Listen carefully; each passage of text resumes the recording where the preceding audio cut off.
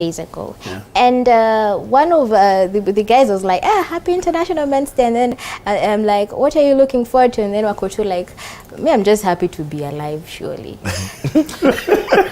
Is this the first year it's actually being celebrated? No, the problem is we celebrate two things, toilets and Men's Day on the very same day. On the same day.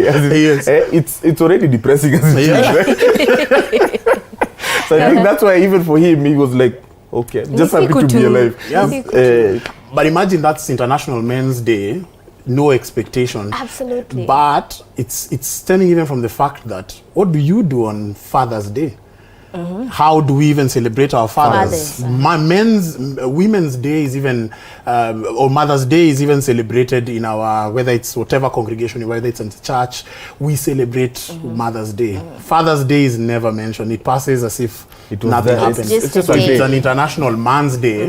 That's even a lesser, so to speak, because a father is considered to have at least achieved something. You've sired children. So I can imagine why he was at that place. And thinking about it, because that week, I think we were trying to push the agenda of celebrating men through that week.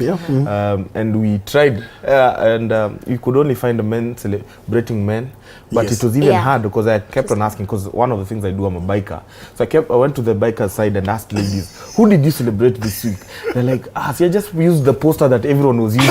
I'm like, no, did you make it personal? They're like, yes, I should have made it personal. Mention someone. But if it was the other way around, where it was anything to do with the ladies, men actually post, and if you don't post, you either choose to be happy or right. So happiness comes, so you're like, okay, I don't want to be right, so let me post. But you see, this other side, it's like, it's just a day.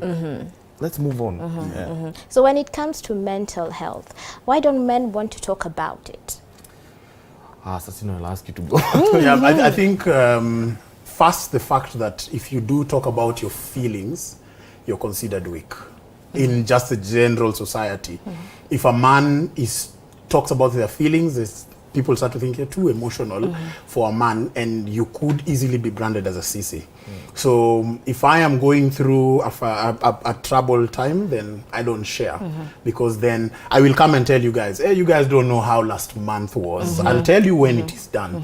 But then when I'm going through it, I think for us as men, we want to be able to look like we always have solutions rather than be always complaining or saying we have problems. And I think it started from way back, from our parents, because I never heard my dad say, hey, no. It was more of after he sorted it out, that's when he'll come out and even share. And I think the idea is people don't generally want to be seen as weak. They want to be seen as this strong man who's moving mountains, and yet that's not the case, because at the end of it, when they do not talk, then the family faces the consequence of him not talking. Everyone around him sees it, and when it explodes, it gets even worse for the family or even the close people around this man. So I think that's why we're here today. Absolutely. So there was this incident. I was with a friend of mine. We were just having a sit down, and he was like, guys, I'm going through this thing, but I won't share it with you, but I'll just see a therapist hapo kando. And then the other guys were there, they're like, Ati, you see a therapist, you just solve these things on your own. So how did we get here as a society, and what should we do so that we can get to withdraw or rather root out these depictions that we have of how men are supposed to be? And one of the biggest ones, I think, for me, even with the bro code, when I talk to men, because now for bro code it's individual interaction, is please go see a counselor.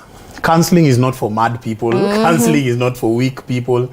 And I think we got here, it's not just men when it comes to counseling and seeing a therapist. Actually, when you mentioned it immediately, I wanted to ask you, he's at least seeing a therapist. Better role. The rest of us are not in that place for going to see a therapist.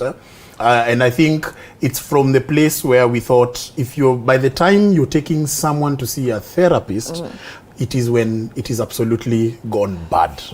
Your child is either throwing tantrums in school or they've killed a cat. That's when you're thinking, now this one needs therapy. But then it should be done as a preventative measure as well. So that would be my...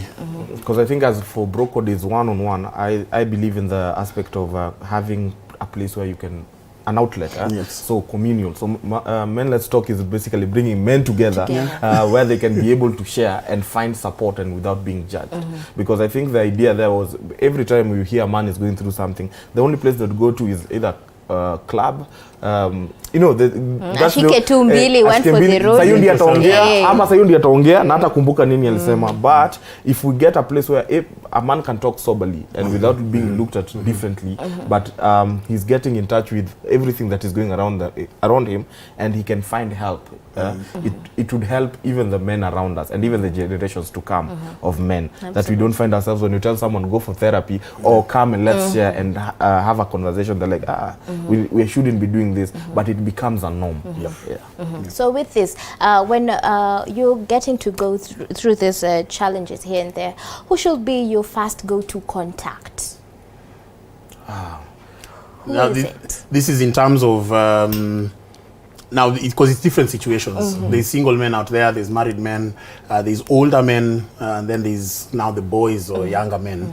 And for me, I think in terms of building a community, and that's why for us it was important to connect with Men Let's Talk and get in there completely, because men don't even know how to make friends. So for me, my first point of contact should be, who are the people that you've brought close to you, that are your close friends, that if you got into trouble, you can call them at any time of the night, regardless of the situation, and tell them this is what I'm going through. Because it may be something you can't talk to your parents about. For the younger ones, it may be something you can't talk to your spouse about, or it can be something that because you're older, there is no one you can really go to because everyone looks up to you, either because all your friends have started to pass away or because you're in a community where you're being looked at as the mzee and you have no one to talk to. So building that community around you, having friends and people that you can share with, I think is the first point of contact for me.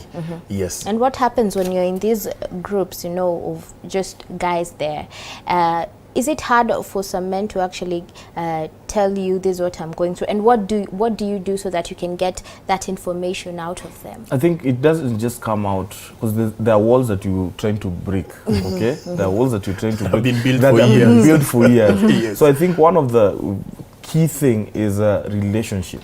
Okay, you can't just come to, the reason why we're like this is because our relation, we've been friends for years.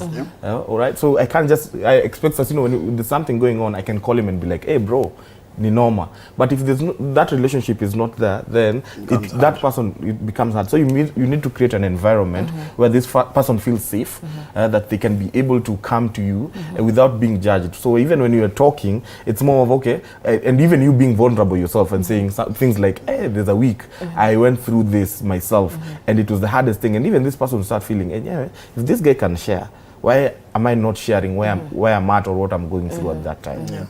And I've had guys who've said they've shared and shared and shared for close to 5 years, where they were the only ones talking, and this other guy wasn't talking.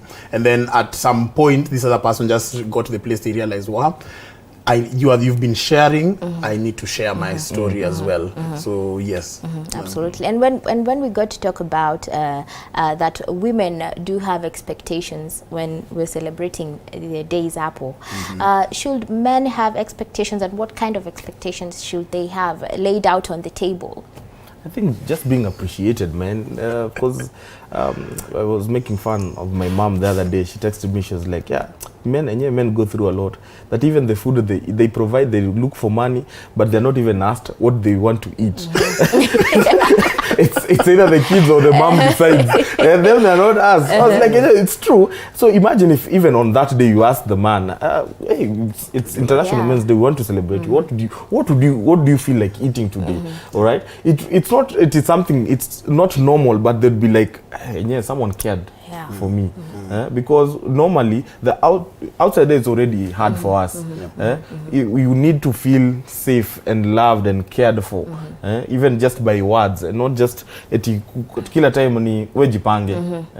So I think they need celebration, and it's not flowers is no, but but just finding a way of celebrating this man by him feeling, and someone knows what I go through, and they see something in me. So when it comes to parenting, I'm sure at times it is a bit of a roller coaster. You know, you are a father bringing up 2 men, as you have three boys. Three, oh my God, 3 boys. So has parenting changed over the years? Are parents willing to, you know, embrace the fact that they need to change how they bring up their sons? I think so. I think so in a big way. I think as we've progressed slowly, we've started to realize that you just don't need to raise a hard man.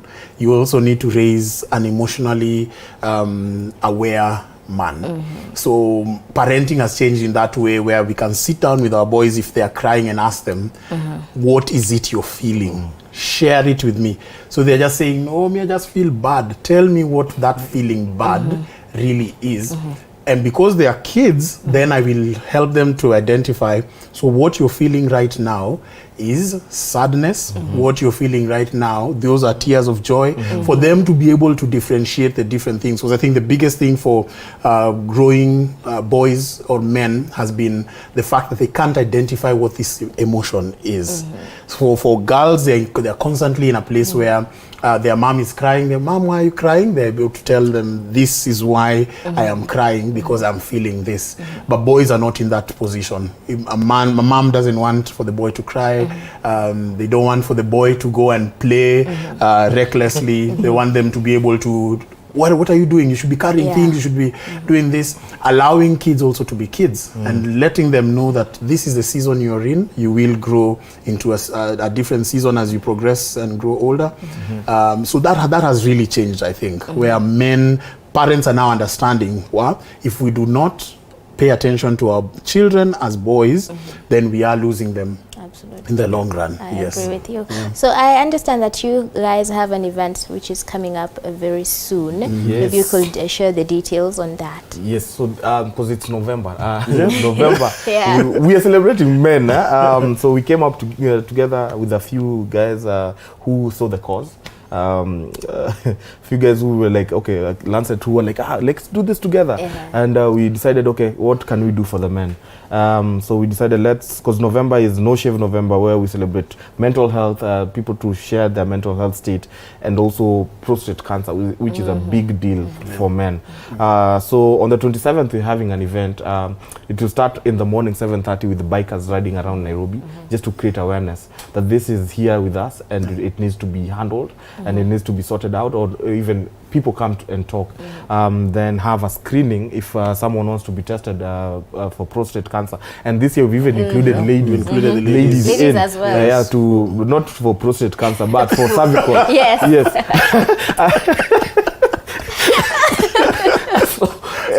So just to create this awareness that one, men are dying out here. It's either every day we hear of men committing suicide, and we need to address it. We hear men not taking care of their health state, and it needs something that they need to hear and take care of themselves. Complete wellness, I think, for us has been the key, whether we've done it in the last year and this year as well, in just how can we do this. So 27th, come one, come all. If you can't be able to make it, support a man to get the testing, or a woman to get the testing.